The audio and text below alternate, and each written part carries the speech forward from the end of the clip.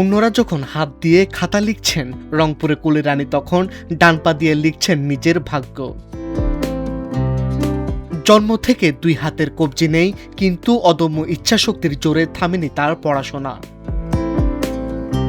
পা দিয়ে লিখে পঞ্চম শ্রেণী ও এসএসসিতে পেয়েছেন দারুণ সাফল্য। এবার দিচ্ছেন এইচএসসি পরীক্ষা। ফ্রেন্ডদের মধ্যে যেরকম থাকে সবাই একসাথে, ওই হচ্ছে প্রতিবন্ধীগত সমস্যা আছে তো কি হয়েছে, কিন্তু আমরা সবাই একই রকম।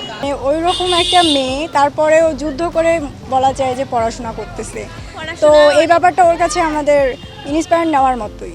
আসলে আমরা অনুপ্রাণিত যে ওর এই দুর্বল জায়গা নিয়ে, স্পর্শকাতর জায়গা নিয়ে এত সুন্দর পরীক্ষা দিচ্ছে। তাকে আমরা বলছিলাম যে তুমি যদি আলাদা সিকবেডে যদি পরীক্ষা তোমাকে একটা আলাদা রুম দেই, তো আমাকে বলছে যে না স্যার, আমার রেগুলার সিট যেখানে আছে ওখানেই আমি স্বাচ্ছন্দ্যবোধ মনে করি। জীবন অবাক না করলে কে করবে? 28% মিল্ক ফ্যাটের অবাক করার সাথে ফ্রেশ মিল্ক পাউডার। জীবন অবাক করুক প্রতিদিন। শুধু পড়াশোনা নয়, পা দিয়ে মোবাইল কম্পিউটার চালানো এবং গান গেয়েও সবাইকে তাক লাগিয়ে দিয়েছেন এই তরুণী। তার স্বপ্ন ভবিষ্যতে বিসিএস ক্যাডার হয়ে মানুষের সেবা করা। যখন ক্লাস 3-তে উঠি তখনই আমার বাবা মারা যায়। তারপরে আস্তে আস্তে আমি ক্লাস যখন 5-এ পিএসসি পরীক্ষা দিই, পা দিয়ে লিখেই আমার রেজাল্ট 4.58। তারপরে আমি ক্লাস 6-এ ভর্তি হই।